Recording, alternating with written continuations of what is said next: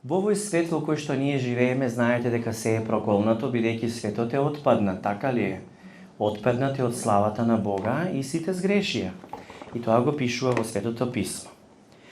Во овој свет, она кое што повеќето луѓе сметаат дека е придвижен овој свет и функционира во одредена функционалност, сметаат дека тоа средство кое што го движи светот се парите. И зошто ова е важно што го зборуваме? Заради тоа што парите имаат сила и можат да станат идол во човековите животи, кога тие луѓе не го осознаваат кој е Господ, кој што пак ги благословува и кој што ги снабдува. Дали се разбираме?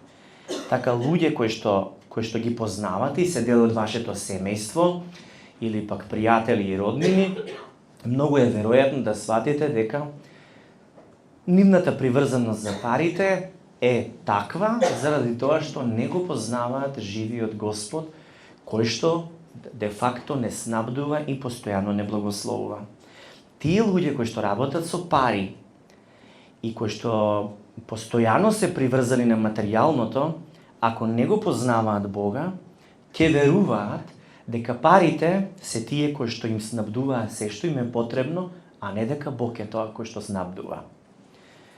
Сега, дали како верници кои што живеат под Божјата благодат во Новиот Завет, кој што е потпишан со крвта на Исус, а не според законот во Стариот Завет, дали сметате дека треба да се дава десеток во црквата? Значи, пак ќе поставам прашање. Во Новиот Завет, кој што е потпишан со крвта на Исус, што се пролее за сите нас, ние веќе живееме под Божја благодат, а тоа значи дека не треба ние нешто да правиме за да постигнеме благослов, туку дека Исус тоа го направи за сите нас. За разлика од Стариот Завет, каде што во извесен период Господ го даде Мојсеевиот закон, Господ го даде преку Мојсеј тој закон со 10 Божји заповеди и кажа да не правите ова, да не правите ова, да не правите она. И секој кој што го нарушуваше Божјиот закон, што правеше? Стануваше виновен. Не беше, значи, оправдан, стануваше виновен. Жртвуваше жртва, меѓутоа таа жртва беше жртва од животни, која што временски го покриваше гревот. И затоа ностоп луѓето жртвуваа жртви во храмот, за да може на некој начин да продолжат понатаму. Значи, требаше нешто да прават за да бидат оправдани. Требаше нешто да извршат за да бидат очистени. Требаше нешто да сторат за да бидат благословени. И тоа беше во Стариот Завет. И не треба да го живееме Стариот Завет кога ние сме христијани и веќе нас ни е даден Новиот Завет преку жртвувањето на Исус Христос. Во Новиот Завет, пак ќе повторам, Исус направи се за тебе и за мене, односно го исполни законот Божји и наместо нас, и не само што го исполни, туку и за нас себе си се даде како жртва, за еднаш за секогаш да ни е простен гревот, да сме очистени и оправдани пред Бога и помирени со Господ, за да можеме да влеземе во Божјото присуство и да наследиме вечен живот. Не по заслугот и не заслуживме, туку по благодат или милост на Бога. Тоа се случи. Сега, ако ние веќе живееме во Новиот Завет, прашањето ми е дали треба да се дава десеток во црквата, бидејќи карактеристично за давање на десетина од своите приходи беше однесувањето на луѓето во Стариот Завет. Тоа е моето прашање до вас.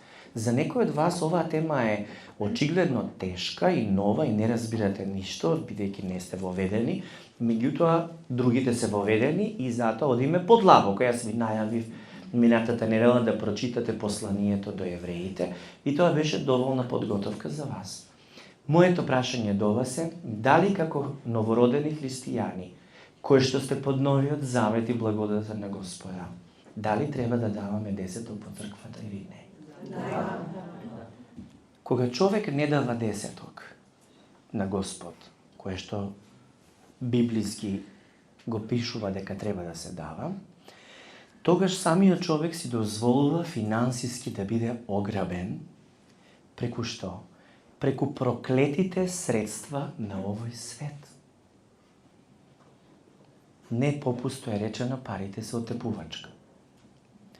Но со давањето десеток, со вера во Бога, се овозможува осветување на средствата и се со кое што располагате како движни и недвижни имоти имаат заштита против нападите од ѓаволот, од непријателот, кој што впрочем сака да донесе беда, сиромаштија, болести и оскудност.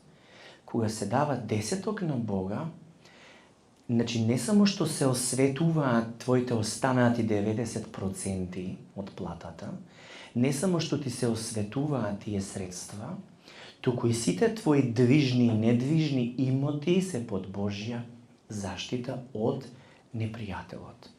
Исус вели во Евангелие по Јован 10 глава 10 стих: Крадецот влегува само да украде, да заколи и да погуби. Јас дојдов за да имаат живот и да го имаат изобилно. Амин. Значи Исус што ни овозможува да имаме каков живот? Живот во изобилие, и тоа гледаме дека е Божја волја. Значи не е Божја волја ти да живееш во скудација. Разбирате, не е Божја волја да живеете од месец за месец, од рата на рата. Не е Божја волја да имате лажна надеж, да користите картици, да одите на рати, бидејќи влегувате во еден систем кој што ве поробува. Тоа не е Божја волја. Божја волја е да живеете во изобилие. Божјо изобилие на духовни и материјални благослови. И тоа е Негова милост за сите нас. Но за тоа да стане активно во нашиот живот, потребно е да го примиш Исус Христос. Да, како Господ, меѓутоа и како свештеник и како твој застапник. Океј? Значи Исус да го примиш како твој свештеник и застапник. Ова нас не води во Евреите 5 глава за вестината за Мелхиседек, и ќе разберете кој е тоа, но тоа тема е за духовно зрели луѓе, односно не за оние кои што се хранат со млеко. И тоа ќе го прочитаме сега токму таму во Евреите 5 глава. Дали сме подготвени? Дали Библиите ви се тука? Баш ќе видиме сега. Евреи 5 глава. Кој ќе чита? Може од динамичен превод. Секој првосвештеник е човек одбран да ги застапува луѓето пред Бог. Така ли е? Ајде да слушнеме. Тој ги принесува нивните дарови за Бог и жртвите за нивните гревови. Тој може да биде нежен спрема луѓето, иако тие живеат во незнаење и често застрануваат, бидејќи самиот е човек и има своји слабости. Добро, значи ние сега читаме за првосвештеник. Тој е главниот свештеник на сите свештеници, окей? И што слушаме? Дека тој може да биде нежен спрема луѓето, иако тие живеат во незнаење и често застрануваат, бидејќи тој и самиот е човек и има своји слабости. И сега, кога тој првосвештеник има слабости, што треба да прави за да му служи на Бога, да чуеме, Вале? Поради своите слабости, тој мора да принесува жртви не само за гревовите на народот, туку и за собствените гревови. Значи, внимавајте, првосвештеникот имал за задача, тој бил човек, одбран да ги застапува луѓето пред Бога. Значи, оди во храмот, влегува во светината над светините, каде што е најсветото место, и таму ги застапува луѓето пред Бога.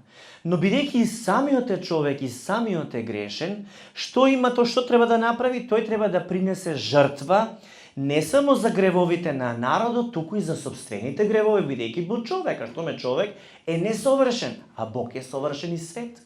И многу од првосвештениците, кога влегувале да принесат жртва, оделе врзани со еден ланец, имале звонче на ногата, и додека принесувал жртва на Бога и додека му служел на Господа во светината на светините, можел и да умре. И ако не звонел од звончето, значи дека не се движи и дека умрел, и потоа со јажето го извлекувале надвор, бидејќи таму не смело никој да влезе.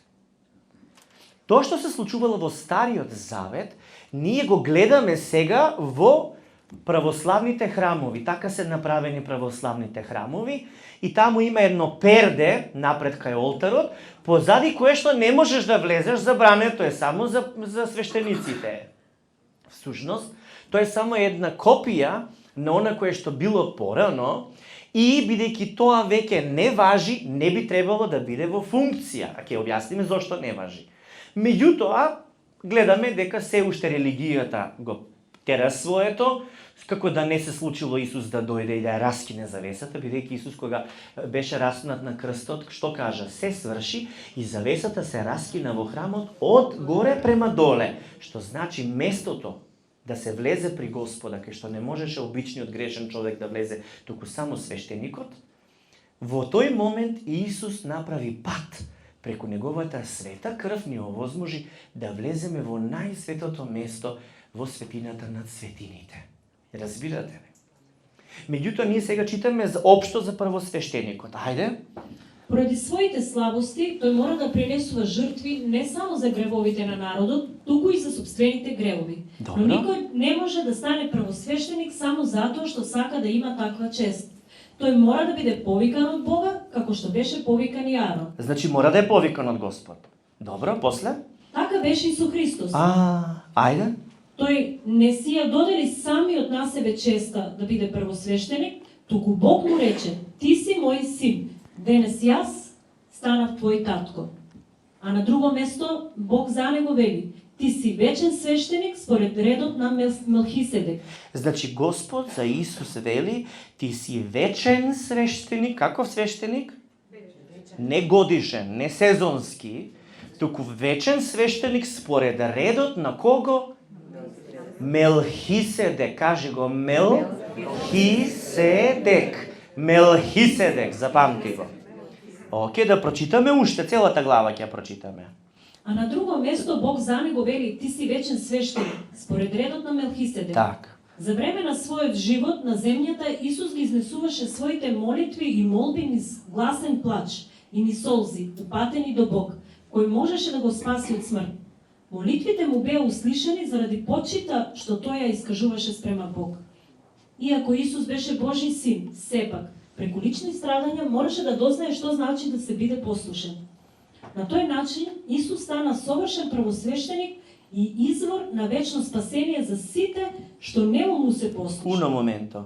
Значи, на тој начин што Исус сето тоа го претрпе за нас, преку лични страдања, мораше да дознае што значи да се биде послушен. И на тој начин Исус стана совршен првосвештеник и извор на што? На вечно спасение. Но на кого? За кого? За сите што не му се? Значи тоа не се сите што го почитуваат, туку што сите не му се послушни. Затоа Бог го одреди за првосвештеник од редот на Мелхиседек. Значи од тој ред. Сега ќе ви објаснувам поодделно, ова е длабока тема. Читаме од 11 стих, толку многу работи имавме да ви зборуваме за ова, но се чини дека вам слушањето тешко ви паѓа и затоа слабо разбирате. Веќе долго време сте христијани и досега требаше вие да подучувате други луѓе. Требаше. Наместо тоа, се уште некој треба? Се уште некој треба вас да учи на првите лекции од Божјата порака. Така е. Уште сте како бебиња што може да пијат само млеко. И не може да јадат тврда храна. И не може да јадат тврда храна. А тој што се храни само со млеко во духовниот живот, се уште е дете и не умее да постапува праведно. Тврдата храна е за зрелите, за оние што со постојана практика го имаат извежбано чувството да го разликуваат правилното од погрешното и го извршуваат правилното. Сега вие со каква храна се храните? Видете, оваа тема е подлабока. Вие сте со попара? Ако сте со попара, тогаш дремнете слободно додека јас и го споделам сето ова. Некој ќе се нахрани, некој нема да се нахрани, меѓутоа тоа си зависи секој како ќе си одлучи, така ли? Значи, што е она што ние треба да го разбереме? Мелхиседек е царот на градот Шалем или Шалом, кое што значи здравје, во превод значи здравје, мир, благосостојба и целовитост. Тоа значи Шалом. И што е Мелхиседек? Цар на тој град. Така? После борбите кои што Авраам ги поминал, пресретнат е од овој крал на Шалем и се случи нешто чудесно. Авраам беше благословен од овој свештеник Мелхиседек. И затоа ќе ви прочитам од Евреите 7 глава 1 до 4 стих. Вели вака. Мелхиседек беше цар на градот Шалем, а и свештеник на Севишниот Бог. Значи, две функции. Цар на градот Шалем, а и свештеник на Севишниот Бог. Кога Авраам се враќаше од битката во која порази многу цареви, тој му излезе во пресред и го благослови. Тогаш Авраам зеде 1/10 од се што заплени во битката и му го даде на Мелхиседек. Името Мелхиседек значи цар на правдата. Но бидејќи Шалем значи мир, тој е значи и царот на мирот. Нам не ни е кажано дека тој имал татко, мајка или родословие, ниту почеток или крај на неговиот живот. Потоа е сличен на Божиот син и за секогаш останува свештеник. Гледате колку бил голем Мелхиседек. Дури и нашиот славен предок Авраам му даде 1/10 од највредното што го беше запленил во битката. Амин. Значи, што се случило овде? Авраам му дал на Мелхиседек 10, односно 10 од се што запленил од битката. Така ли е? Сега, појавата на Господ Исус Христос пред тој да се отелотвори на земјата, се вика Христофанија и се среќава во Стариот Завет преку улогата на Мелхиседек. Дали се разбираме? Значи, Христофанија е појавата на Христос уште пред тој да биде отелотворен и тоа го препознаваме во Мелхиседек, за кој што не се знае дали имал татко, мајка, родословие, ниту почеток, ниту крај на неговиот живот. Така ли е? Сега, во Битие или Создавање, во 14 глава, ќе ви прочитам од 18 до 20 стих, вели вака. И Мелхиседек, царот Шалемски, изнесе леп и вино. Што? Леп и вино. А тој беше свештеник на Севишниот Бог. Значи, пазете, истото ви го читам од Новиот Завет, сега ви го читам од Стариот Завет, целата сторија. Значи, Мелхиседек, царот Шалемски, изнесе леп и вино, а тој беше свештеник на Севишниот Бог, па го благослови, велејки, благословен да е Аврам од Севишниот Бог, Создателот на небото и земјата, благословен да е и Севишниот Бог, кој ги предаде непријателите твои во рацете твои. И му даде Аврам 10 дел од се. Амин. Значи, што се случило? Што направи Мелхиседек најпрво? Тој е свештеник на Севишниот Господ и пред да го благослови, Авраам тој изнесе леп и вино. Така ли е? Тоа е она кое што ние во Новиот Завет го разбираме како Господова спомен вечера.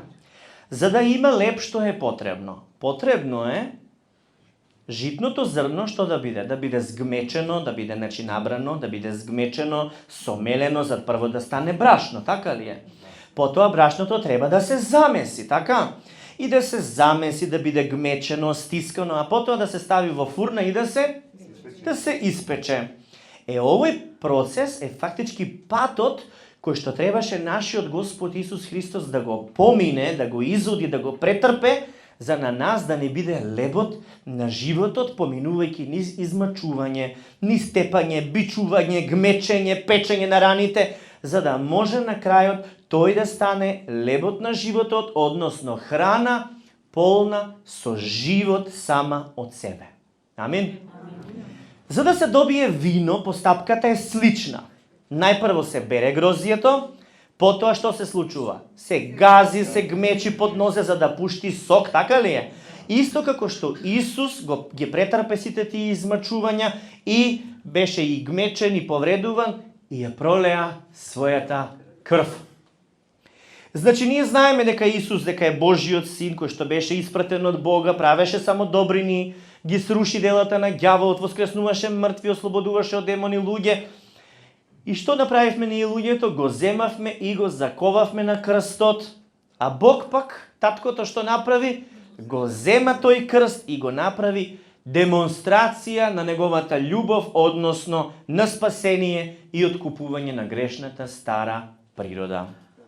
Така човечката раса тој ја искупи, така ли?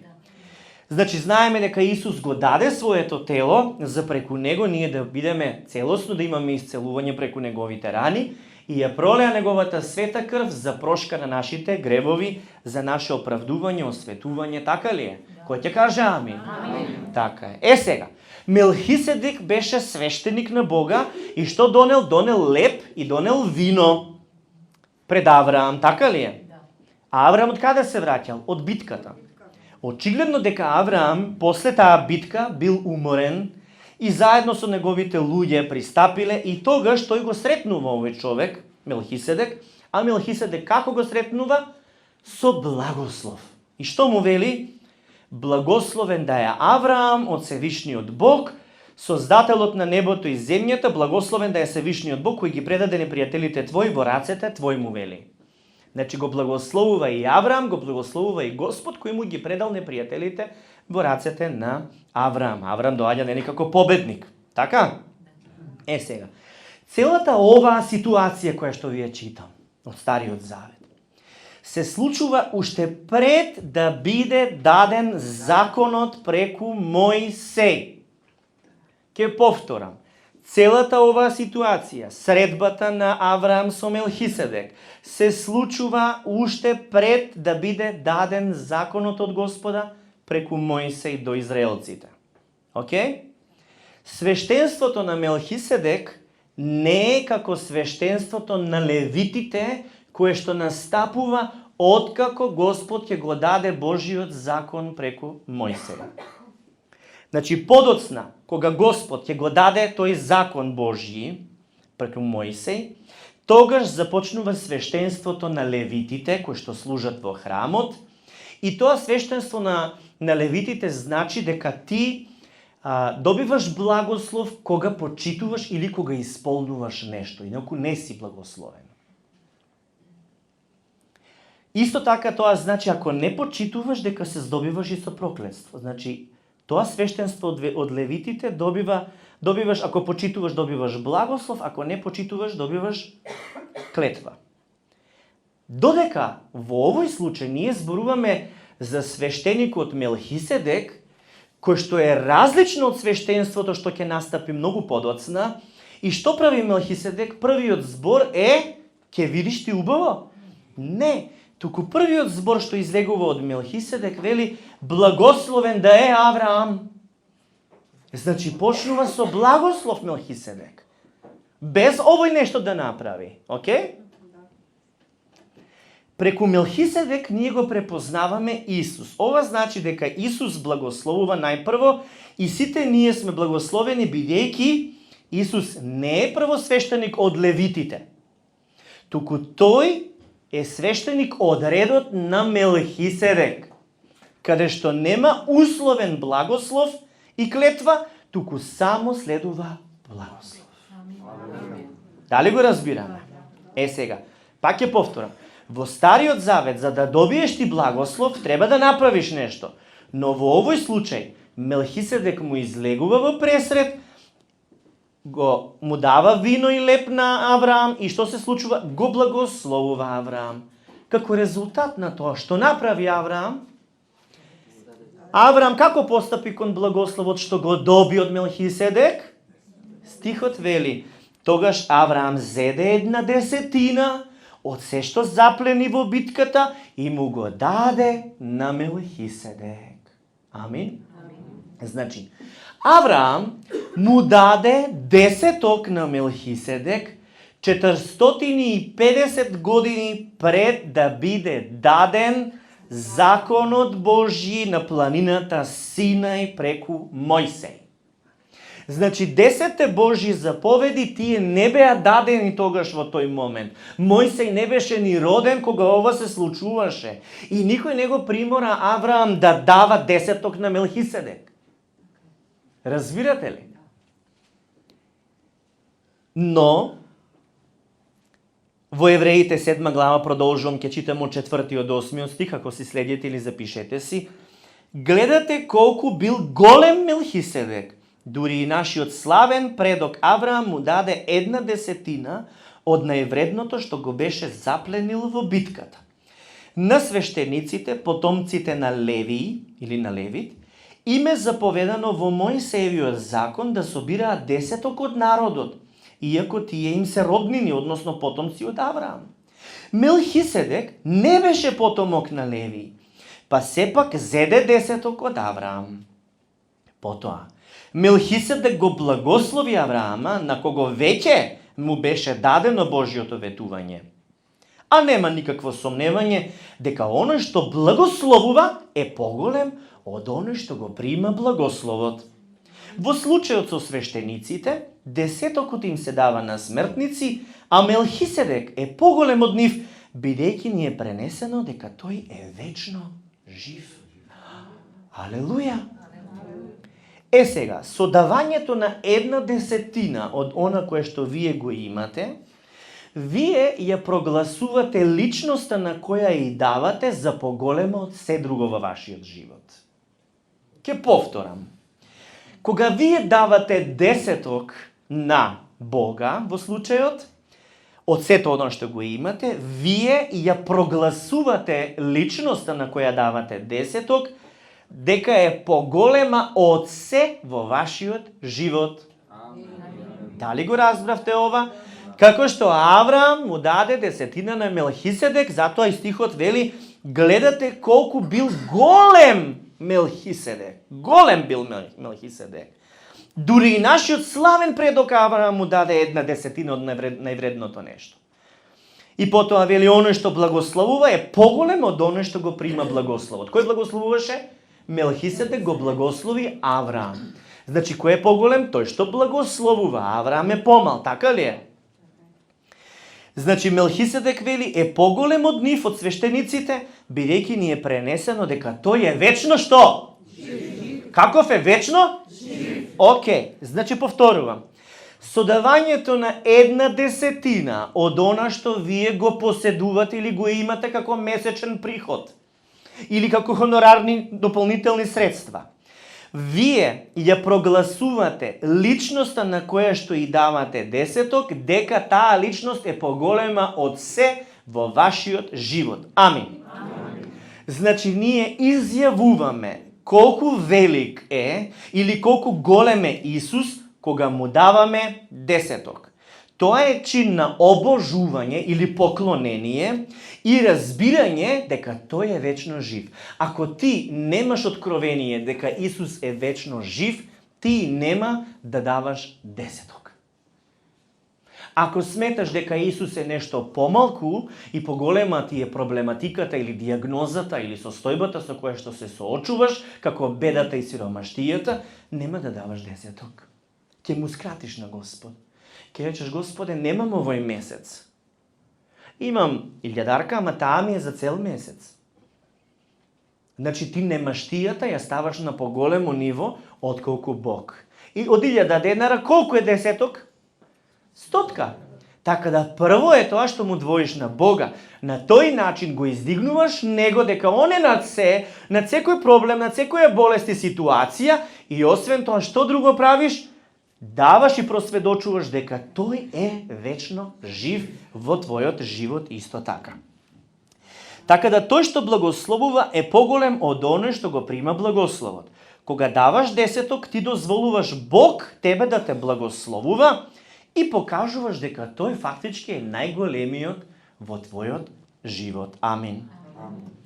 Да се поклонуваш на Исус, учиме за тоа славење, обожување, да се поклонуваш или да го обожуваш Господа, всушност е целосно посветување на Бога, целосно да се покориш на Господа. Исус, читаме дека е од редот на Мелхиседек и е вечно жив. Тој е нашиот свештеник и тој ни дава многу подобар завет со Бога отколку стариот завет. Амин. Значи, Авраам го даде десетокот на Мелхиседек од сето она што го беше пленил од битката. И што се случи? Зошто го направи тоа? Го даде како допринос за победата која што му беше на Авраам дадена од Бога. Разбирате ли? Авраам осозна дека победата не се заснува на он тоа што направи, туку на тоа што Бог му ги даде непријателите да паднат во неговите раце. И токму заради тоа даде допринос за таа победа, односно десеток му одвои на свештеникот Мелхиседек. Но Авраам не беше под законот, бидејќи законот не беше даден, така ли е? Сега, зошто ова е важно да ви го кажам? Бидејќи основната причина за давање десеток не треба да ви биде да даваш десеток за да се збогатиш, туку да признаеш и да дозволиш Бог да ти биде снабдувач. Зошто? Бидејќи сето изобилие доаѓа од Господа кога ние даваме десеток, го отвараме патот, тој да не благослови и да примиме. Значи, ние не даваме десеток заради законот, туку заради Божјата благодат која што се пројавува кон нас. Амин, кој ќе каже. Сега, пазете ме внимателно што ќе кажам сега. Давањето на десеток влијае и ги благословува животите и на идните поколенија. Сега слушнете зошто. Значи, не само благослов на нашиот живот, туку и на идните поколенија. Поради ова, Мелхиседек, кралот на Шалем, свештеникот на Севишниот Бог кој го сретна, Авраам додека се враќаше нели од битката со кралевите, го благослови, тој благослов се однесува и на идните поколенија кои што се оние луѓе кои што му веруваат на Бога и ги примаат Божите ветувања, како што и Авраам го прими Божјото ветување и му поверува на Бога. Потомците на Леви или на Левит, тие потекнуваат од Авраам. Авраам им е татко меѓу другото, знаете? Тие не беа родени. Се уште не беа родени преку Авраам, иако не беа родени, тие пред време, така речи, платија десеток на Мелхиседек. Уште додека не беа родени, бидејќи они ме прататко, разбирате ли? Истите тие подоцна се поставени да бидат свештеници и да го собираат десетокот од народот во храмот. Амин. Ова е тоа што нас ни открива дека десетокот влијае и ги благословува нашите следни поколенија, а не само нашите собствени животи. Како што преку Авраам благословите стигнаат до идните поколенија, Леви и така натаму, така и ние кога даваме десеток, тоа се извршува и врз нашите идни поколенија. Ајде сега да продолжиме од 9 до 28 стих од истата глава да прочитаме. Океј? 7 глава. Ќе ви биде појасно веднаш.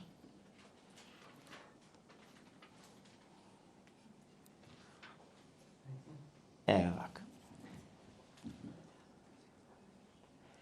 Иако сега потомците на Леви се тие што земаат десеток, може да се каже дека и тие му платија десеток на Мелхиседек преку својот предок Авраам, а не беа ни родени. Затоа вели, може да се каже дека и тие платија десеток на Мелхиседек преку својот, што? Предок. Кој е предокот? Авраам, така? Потоа вели, бидејќи Леви, иако уште не беше роден, може да се рече дека беше во телото на Авраам при неговата средба со Мелхиседек. Преку Леви настапува свештенството во Стариот Завет, односно она племе кое што е задолжено да го собира десетокот во храмот и да му врши служба на Бога. Не сите племиња беа во тоа. Тоа е племето на Леви. Овдека читаме дека Леви, иако уште не беше роден, може да се рече дека беше во телото на Авраам при неговата средба со Мелхиседек. Законот што му беше даден на израелскиот народ се потпираше врз левитското свештенство. Но да може потомците на Леви да ја исполнат Божјата совршена намера, немаше да има потреба Бог да праќа друг свештеник од редот на Мелхиседек, а не од родот на Арон. Значи гледаме дека преку потомците на Леви да ја исполнат Божјата совршена намера, не се случува, туку што се случи? Имаше потреба Бог да испрати друг свештеник, така ли е? Вели, а штом се менува свештенството, се појавува потреба да се промени законот. Ова се однесува на нашиот Господ Исус Христос. Тој произлезе од племе од кое никој никогаш не бил свештеник на жртвеникот. Познато е дека нашиот Господ произлезе од племето на Јуда, а Мојсей никогаш не го спомнал тоа племе во врска со свештенството. Да го кажеме ова уште појасно. Се појави друг свештеник, кој е како Мелхиседек. Тој стана свештеник не затоа што му беше потомок на Леви, како што бараше стариот закон, туку преку силата на животот во него, што не може да се уништи. Светото писмо за него вели, ти си вечен свештеник од редот на Мелхиседек. Амин. Со тоа, вели, се укинува старото правило за свештенство, бидејќи беше слабо и безкорисно. Зашто Мојсеевиот закон не е во состојба да направи нешто совршено. Наместо тоа, ни се дава многу подобра надеж што може да не приближи до Бог. Бог се заколна дека Христос за секогаш ќе биде свештеник, а таква заклетва од страна на Бог немаше предназначувањето на ниту еден друг свештеник. Само Исус стана свештеник со Божја заклетва кога Бог рече: јас Господ ти се заколнувам и никогаш нема да се премислам, ти вечно ќе бидеш свештеник. Амин. Тоа значи дека заради Божјата заклетва Исус ни гарантира подобар завет со Бог. Кој ќе каже амин? Амин. Други свештеници имаше многу, бидејќи смртта ги спречуваше вечно да останат на таа служба. Ќе влезе, ќе умре, треба друг да го наследи, па друг ќе влезе, тој ќе умре. И постојано имаше нови назначувања за нови и нови да има такви служители, односно свештеници. Но вели, но Исус нема да умре и затоа тој вечно останува свештеник. Амин? Вечно останува свештеник, така ли е? Затоа тој може еднаш за секогаш да ги спаси оние што преку него доаѓаат кај Бог. Тој е вечно жив и се застапува пред Бог за нив. Кој е вечно жив? И што прави за нас? Се застапува пред Бога за нас. Вели, токму таков првосвештеник и ни требаше. Исус е свет, невин и безгрешен, поинаков од грешниците и возвишен над небото. Тој не мора секојдневно да принесува жртви како другите првосвештеници. Тие принесуваа жртви прво за своите гревови, а потоа за гревовите на народот. Тој го стори тоа еднаш за секогаш, кога себе си се принесе како жртва на крстот. Тие што беа првосвештеници под Мојсеевиот закон, беа ограничени од своите човечки слабости. Откако мина времето на тој закон, Бог со заклетва го постави својот син за совршен и вечен првосвештеник. Амин. Совршен и вечен првосвештеник. Значи, ние Исус го познаваме како учител, како исцелител. Го познаваме како наш избавувач од сето зло, спасител. Го примаме како наш Господ, но како свештеник не бевме навлезени можеби подлабоко во таа свесност, дека тој е тој кој што сега врши таква свештеничка служба, застапувајќи се за нас пред Бога. Амин. Во Псалм 110, 4 стих вели: се заколна Господ и нема да се покае, ти си вечен свештеник по чинот Мелхиседеков. Каков свештеник? Вечен по кој чин? По чинот Мелхиседеков. Сега, драги мои, Господовата спомен вечера е сведоштво за смртта на Господ Исус, дека умре за нас. И затоа ни вели во 1 Коринтијани 11 глава 26 стих апостолот Павле: зашто секогаш кога ќе го јадете овој леп и кога ќе ја пиете оваа чаша, вие ќе ја објавувате смртта на Господ додека тој не дојде. Така? Значи со спомен Господова вечера ние што објавуваме? Ја објавуваме смртта на Господ додека тој не дојде. А со десетокот сведочиме дека тој е нашиот свештеник кој е вечно жив и вечно живее. Амин. Ја направивте ли разликата која е? Значи, со Господова вечера вие ја објавувате смртта на Господ додека тој не дојде. Додека со приносот, давањето на десетокот во црквата, што правите вие? Сведочите дека тој е вашиот свештеник, дека е најголемата личност во вашиот живот и дека е вечно жив. Амин. Многу луѓе велат дека веруваат во Исус и демоните, пишува во Словото, веруваат и треперат од Исус. Меѓутоа, верувањето во Исус дека е Господ, дека е твој застапник и првосвештеник, треба да е проследено тоа верување со чин на поклонение или обожување, односно тоа значи почитување и покорување пред Господа, кое што се случува со давањето десеток. Еврејскиот збор за богат се содржи во зборот десеток. Нема да навлегувам во тој еврејски збор, бидејќи е малку подлабоко.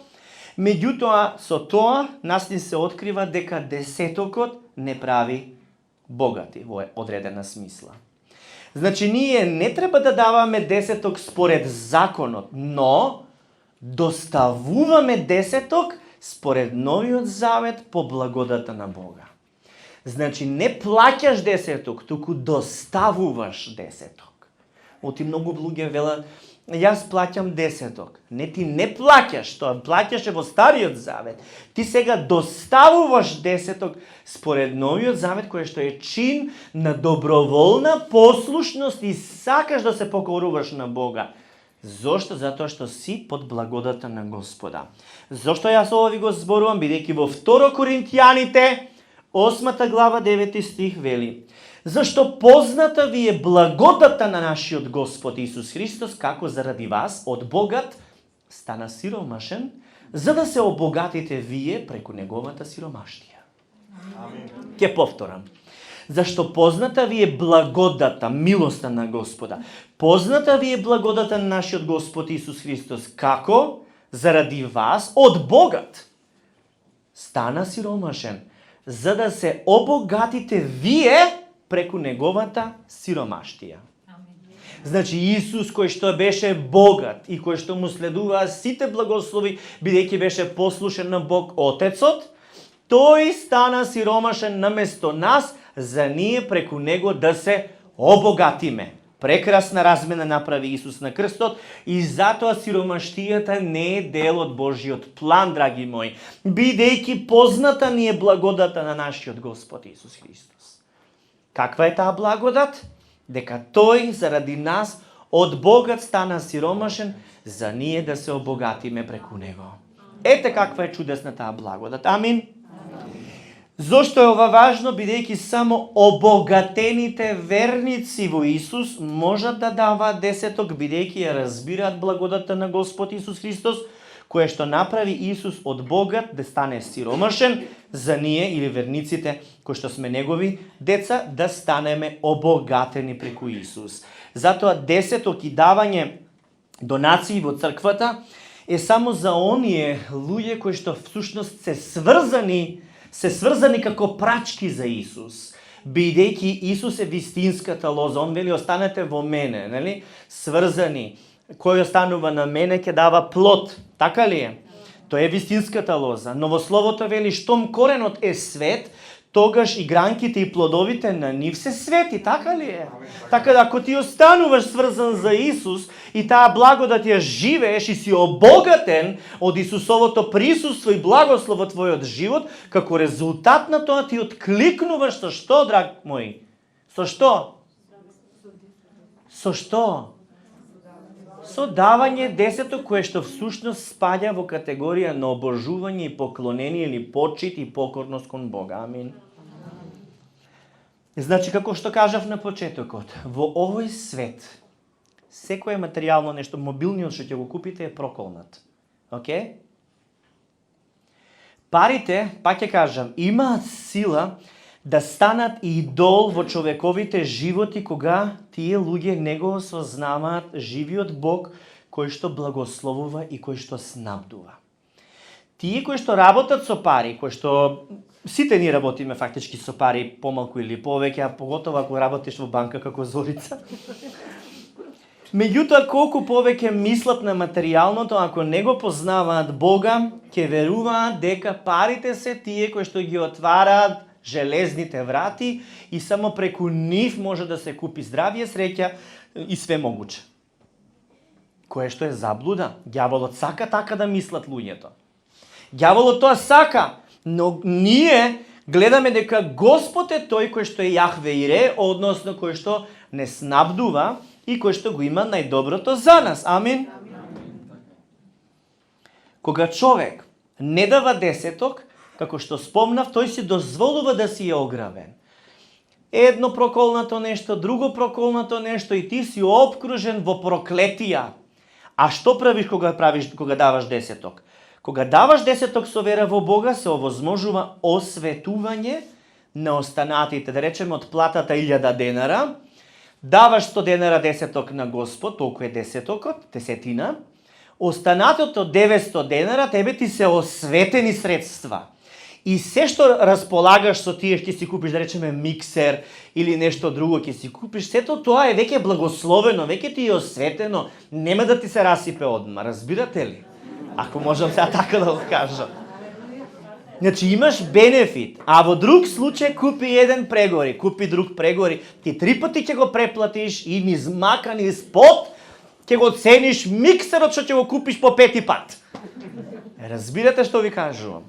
И затоа многу пати луѓето не им се погодува мобилен, ќе им трокира, не знам ова она.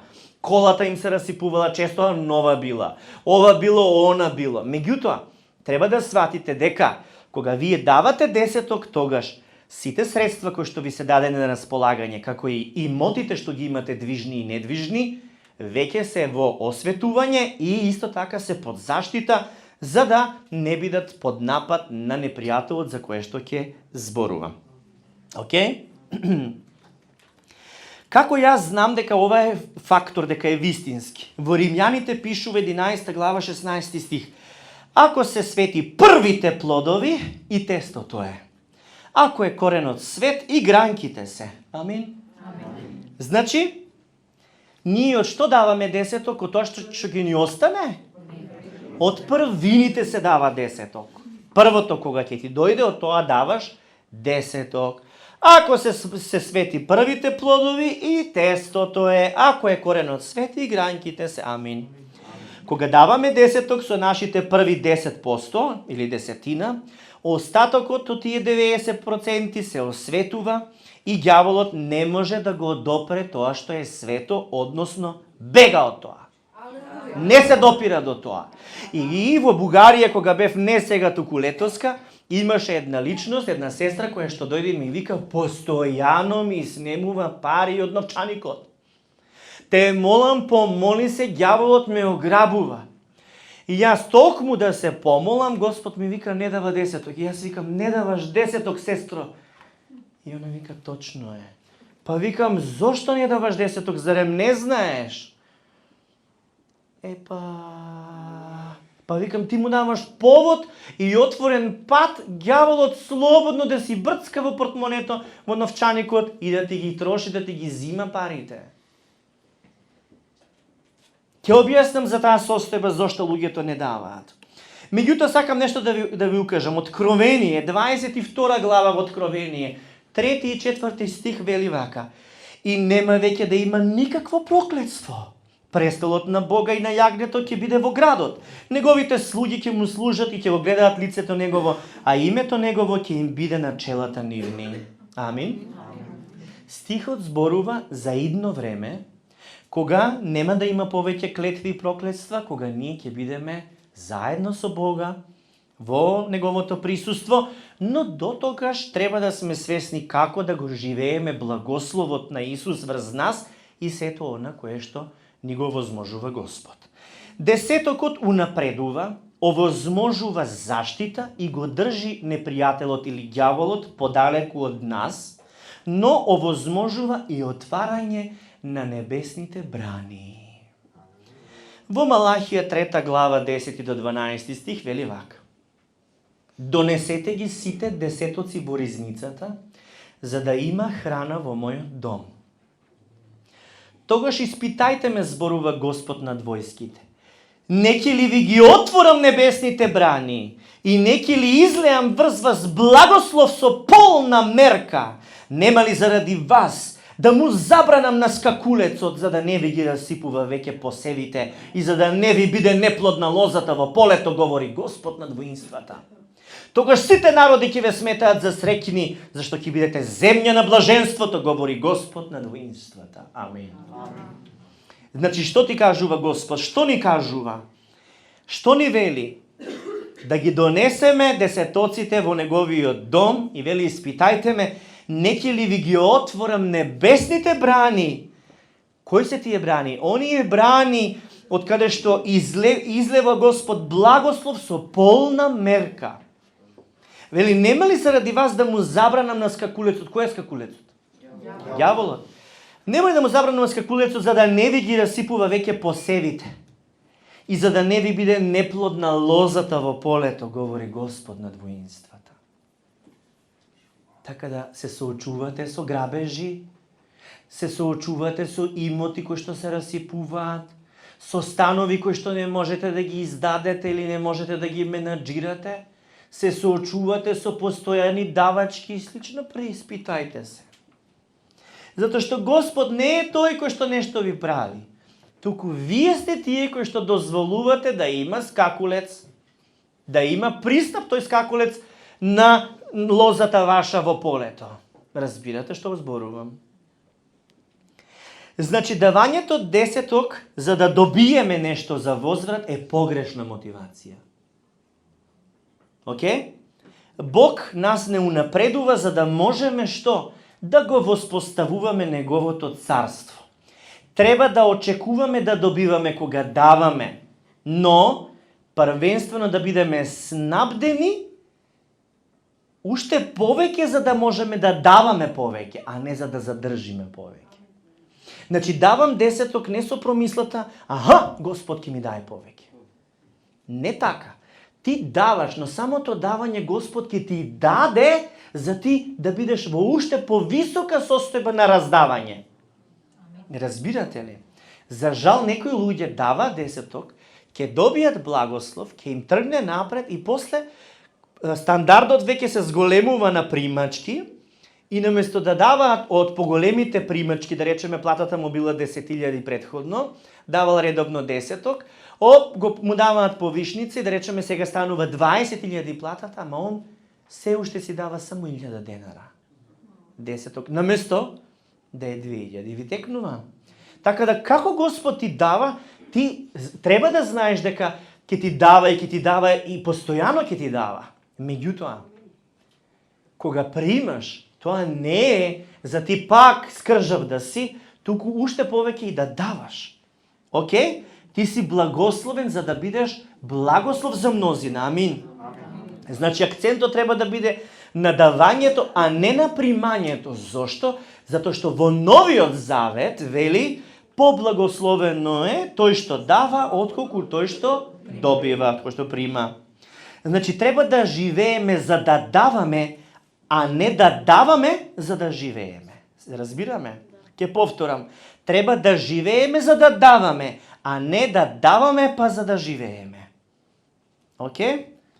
Насоките какви се во Новиот Завет во однос на оваа тема и ова прашање. 2 Коринтијани 9 глава 6 стих вели вака: Едно сакам да ви припомнам, кој скржаво сее, скржаво и ќе жнее, кој штедро сее, штедро и ќе жнее. Во Лука, Евангелие по Лука 6 глава 38 стих вели вака: Давајте, ќе ви биде давано со преполна мерка, набиена, протресена и стурена во вашите скутови, зашто со каква мера и мерите на другите, со таква и вам ќе ви биде мерено. Амин. Да прочитам уште еден пример. Марко, 12 глава, 41 до 44 стих. Исус седна во храмот спроти ковчежето за доброволни прилози, значи кај корпата, и ги наблюдуваше луѓето како пуштаат пари во ковчежето, како пуштаат пари во него. Забележа дека голем број богати луѓе става големи суми пари. Дојде една сиромашна вдовица и пушти 2 парички. Исус ги повика своите ученици и им рече: ве уверувам дека оваа сиромашна вдовица даде повеќе од сите други, зашто сите други дадоа од својот вишок, а таа даде од својата немаштија, даде се што имаше, целата своја издршка. Амин. Значи Исус вели дека сиромашната вдовица била послушна дури од богатите, затоа што таа даде од својата немаштија, односно си даде издршката, односно она што го имаше за да се издржи во тој период, во тој месец, за разлика од другите кои што дадоа од својот вишок. Значи таа ја вложи целата своја, така рече, екзистенција, што не беше многу, но Исус погледна на неа како со милост и благослов. Поентата овде е дека послушното давање во црквата, десеток и принос или донации, кое што рековме дека е почитување и благословување на Господ, носи благослов за нас, односно Бог нас не благословува. Амин. Значи ти си спасен, спасението не е под прашање и ти не можеш спасението да си го купиш со пари. Не можеш ниту благословите да ги заработиш од Господа. Дали сваќате? Меѓутоа и оваа вдовица не даде за да заработи благослов од Господа, туку таа само ја покажа својата целосна предаденост на Бога и се што имаше даде во моментот. Дали разбирате? А на Господ му се трокна срцето на Исус кога ја виде. И затоа го кажа сето тоа. Така ли е? Исус нас не разреши од проклетството на законот. Така ли е? Тој стана проклетство на крстот за ние преку него да станеме благослов. Така? Тој стана сиромав за ние преку него да се обогатиме. Така? Ете така. Сега. Десетокот е библиски принцип уште пред законот да биде даден преку Мојсеј. Односно, дури уште во самиот почеток, кои беа првите луѓе кои што даваа десеток, кој ќе ми каже? Двајцата браќа кои што се вика Авел и Каин. Авел даваше од првините на своите приходи на Господа и Каин исто така даваше. Меѓутоа Бог погледна на чија жртва? На кој десеток погледна? На Авел, а на Каин му стана криво и што се случи? Го уби брата си од завист. Меѓутоа, дали тогаш имаше закон даден преку Мојсеј? Не. Не. Така, давањето на десеток од самиот почеток е валиден дури до самиот крај. Не разбирате ли? Законот е даден многу подоцна. И законот обврзува да се да се прави ова и ова. Но Исус, затоа што ние не го извршивме од законот, Исус ја плати цената. Исус настрада наместо нас, ја плати цената за нашиот греф и за нашата непослушност, и он висеки на крстот, на дрвото распнат, тој стана проклет, затоа што проклет е секој што виси на дрво, за ние преку него да станеме благослов по милост на Господа. Амин. Така да, библискиот принцип на давање десеток е уште пред законот, останува валиден како отклик на нашата благодарност кон Господа или на славењето и обожавањето кон Господа, кога го признаваме Господ како авторитет и како наш прво свештеник.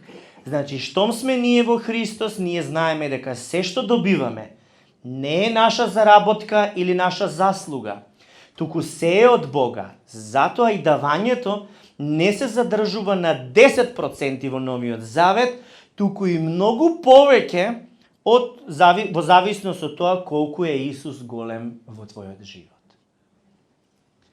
Дали се разбираме? колку Исус е голем во твојот живот.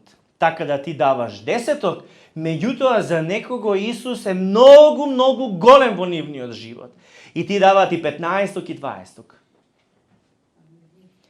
Со ова кое што ви го зборувам, ви отварам очи за да согледате дека клучот за да ја надминете бедотијата, за да не бидете во состојба да ви се нападнати финансиите или домашниот буџет, или оно што го поседувате да не ви се расипува и да не окрадат крадци и други да му го видат фајдето, а вие не, за да не ви се случува тоа, ви го објаснувам решението. Решението не е штедилница и банка. Решението е личната врска со Исус. Кога ти даваш десеток, пак ќе повторам, ти го признаваш за најголем во твојот живот.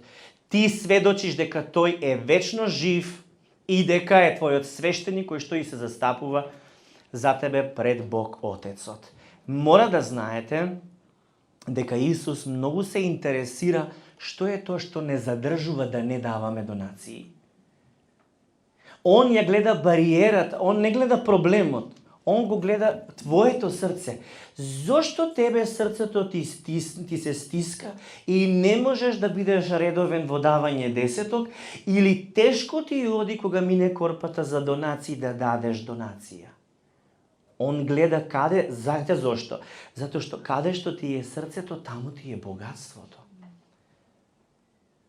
И ова не треба да ве плаши, ова само треба да ве освести дека нема криење пред Господ. И јас не морам да знам, и Јана не мора да знае, не мора никој од нас да знае кој од вас дава одредена донација и колку е таа донација, дали е 50, 100, 200 денара, 500 денара, 1000 денара.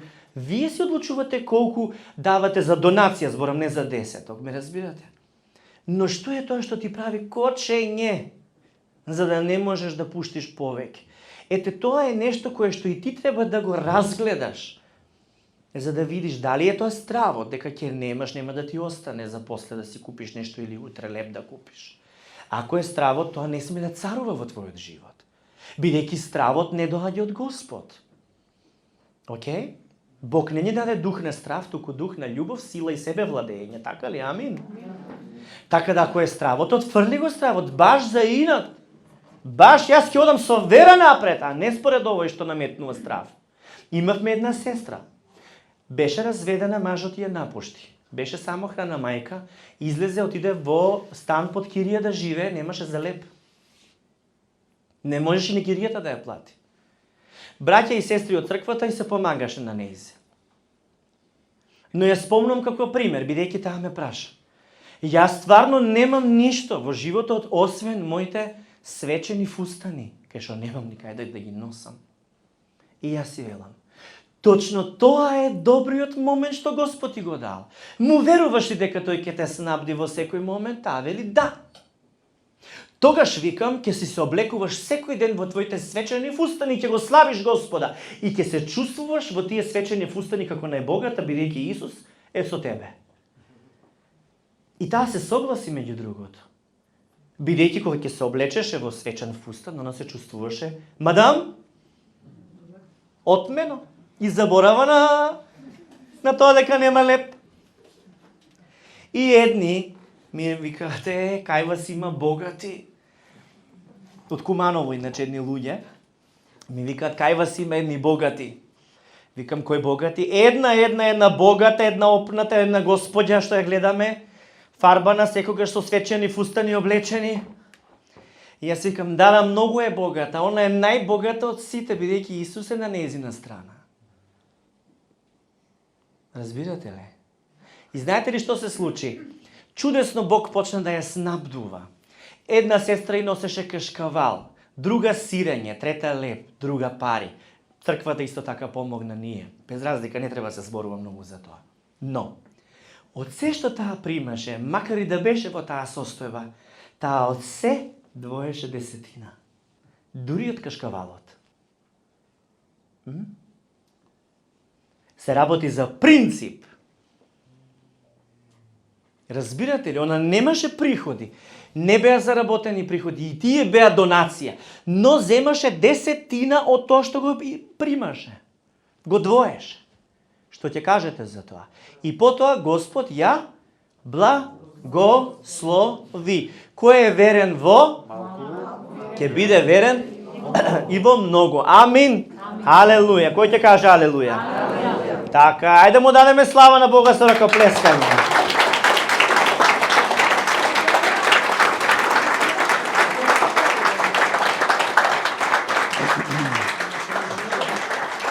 Значи, што е тоа што е важно да го истакнеме? Ако си ти верен во малку, ќе бидеш верен и во многу.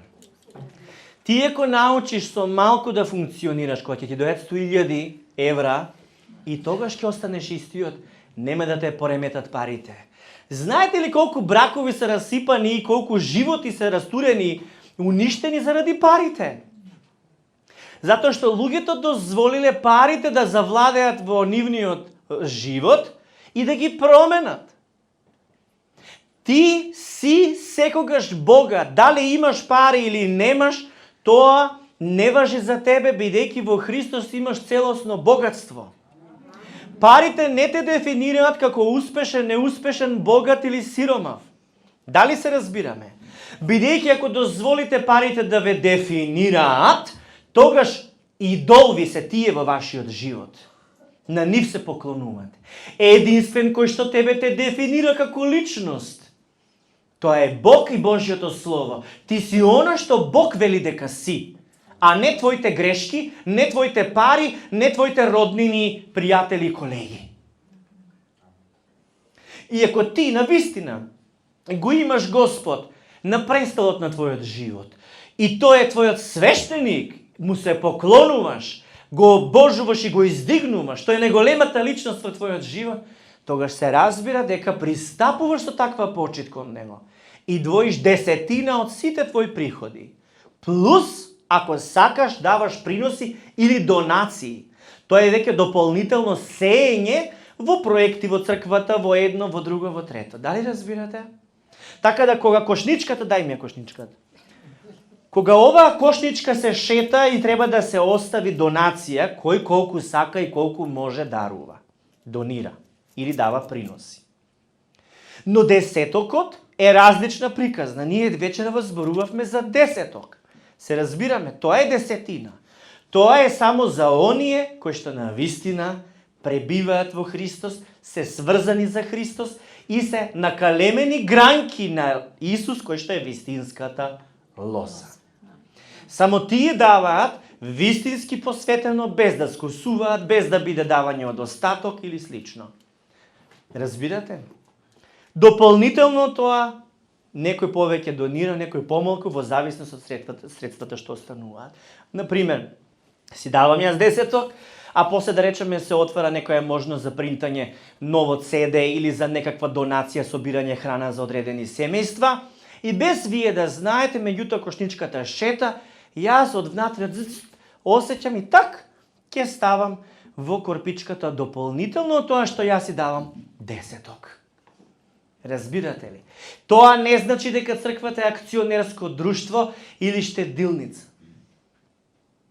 Тие кои што служат во црквата се одговорни каде го насочуваат десеток и во кој правец се движат финансиите. Имавме порано, ако се сеќавате, отчет јавен, каде одат, зошто одат и слично. И така луѓето се уверува каде им одел десетокот и зошто бил даван. Но тоа веќе луѓето ги поставува да се во жири комисија и да се осуетени, како да се штедачи во штедилница. Тоа не е Божиот концепт за тоа. Разбирате ли? А освен тоа, на многу луѓе на кои што им беше донирано, се срамеа да се тоа каже или да примат воопшто од сето тоа кое што се правеше како проект. И после за едни да не бидат обележани за разлика од други, ако се сеќавате изминативе години правевме пакети за сите. И не само за одредена група, него за сите. И така сите се еднакви. И имало, немало, овој бил богат, овој не бил, овој зимал 3 плати, овој не земал ни една. Сето тоа да е равномерно. Океј? Меѓутоа, тоа е веќе друга тема. Работата е што? Дали тебе ти стои нешто на патот и во твоето срце, Кое што те спречува Исус да ти биде свештеник, односно првосвештеник во твојот живот? Ако тоа се долговите и си притиснат во ќорсокак заради таквата состојба и тоа трае повеќе од 1 година, ти веќе си хрчак. Ти си веќе во натракалцето. Ти веќе одамна си во системот навлезе. Ти си веќе во рацете на мамон. Знаете ли што треба да направите? Дај ми некои пари. Дај ми 1 стотка или 10 денарка, не е битно.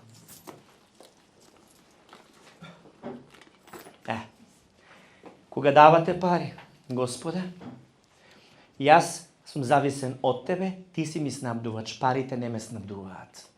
Парите се средства и во Твое име, Исусе Христе, и благословувам, нека се преумножуваат и оставаш таму. Океј? Кога ќе почнеш средствата да ги благословуваш, да се намножуваат како што Исус ги намножи лебовите и рибите, и кога ќе објавуваш со твојата уста дека они не те господарат, туку дека Бог е тој кој што господари на твојот живот и те снабдува, тогаш нема прстињата вака да се лепат. Са не се лепат, ама чека. Да се залепат. Пример како залепени, знаете?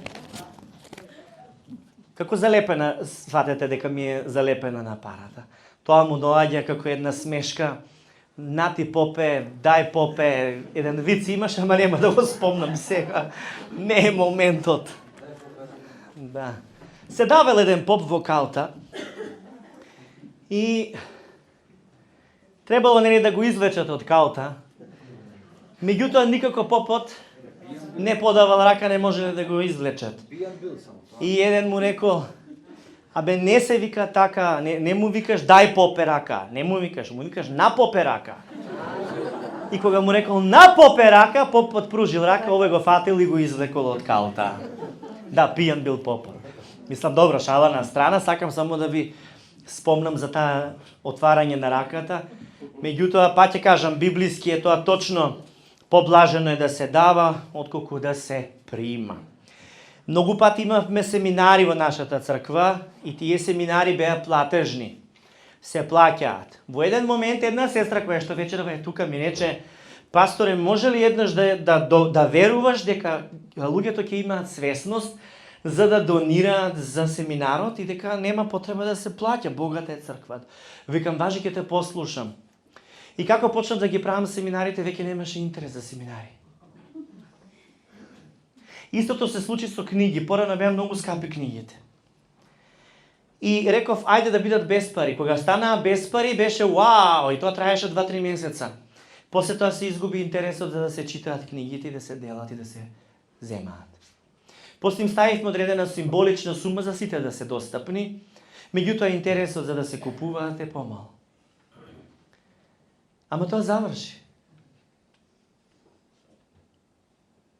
Знаете зошто? Затоа што ние треба да гледаме дека сме инвеститори во духовни нешта.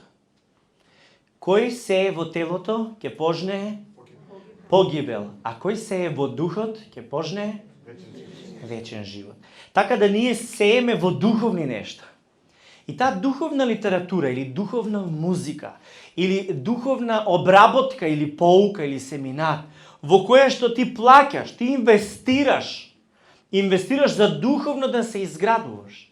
Еве сега кога бевме во Бугарија кај пасторот Венјамин, тој објави за една конференција која што се плаќаше и тоа солидно.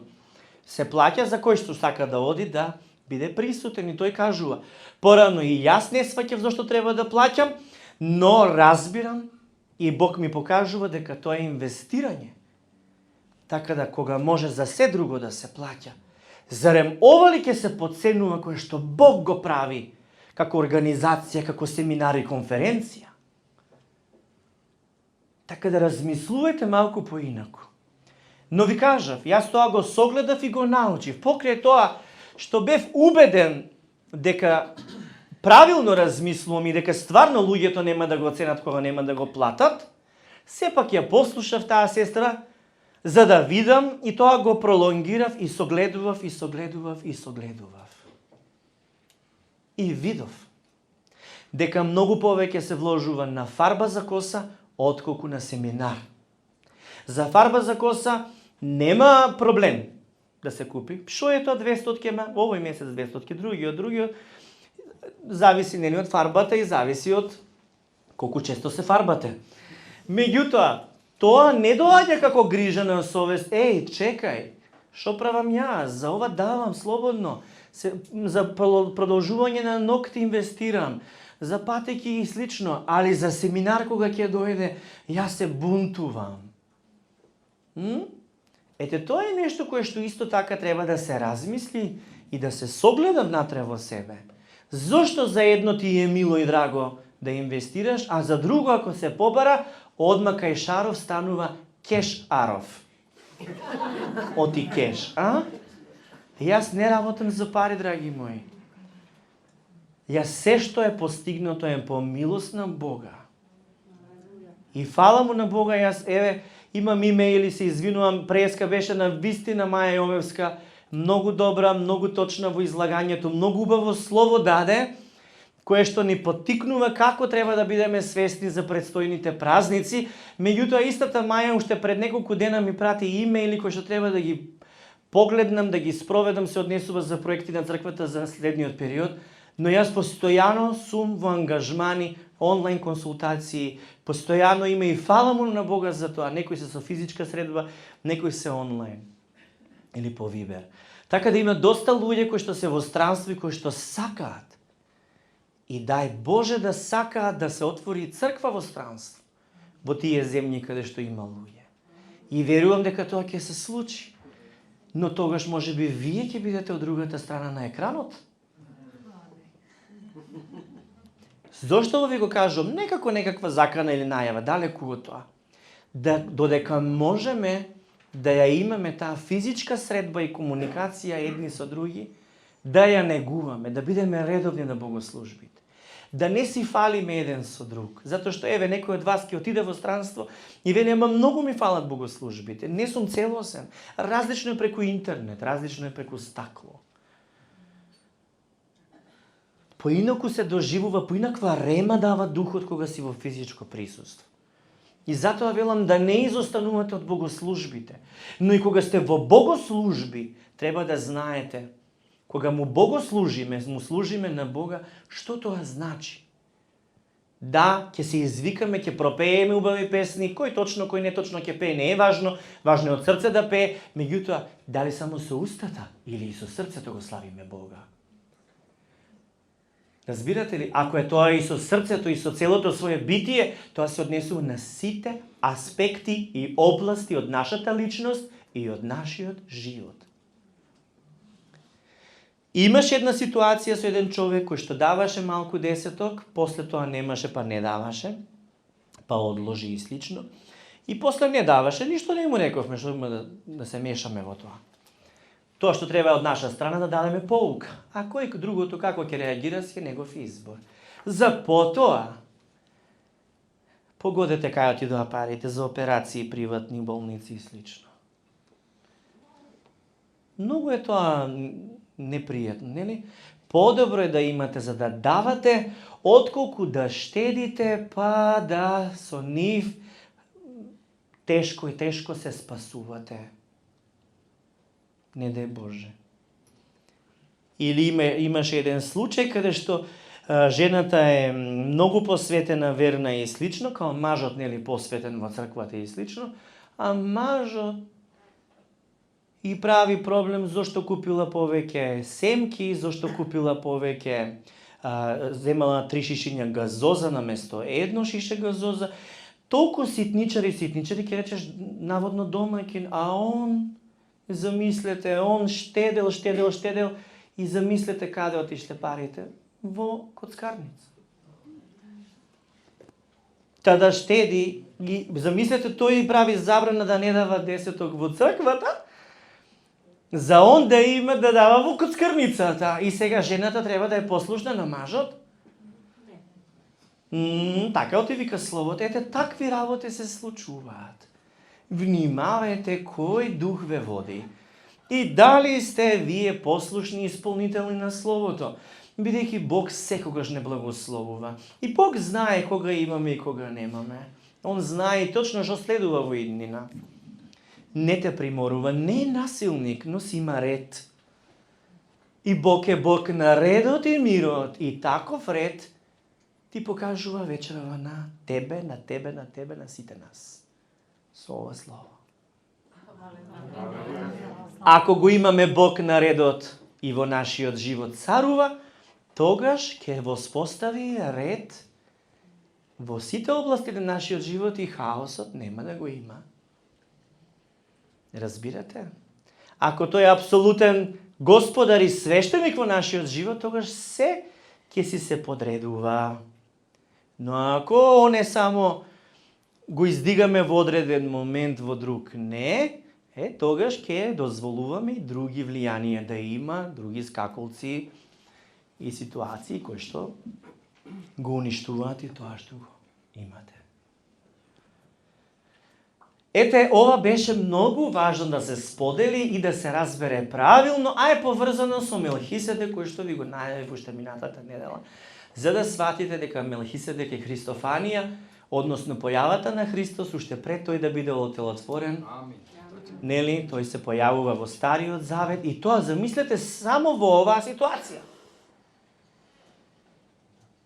За да даде благослов, замислете. Нели чудесно?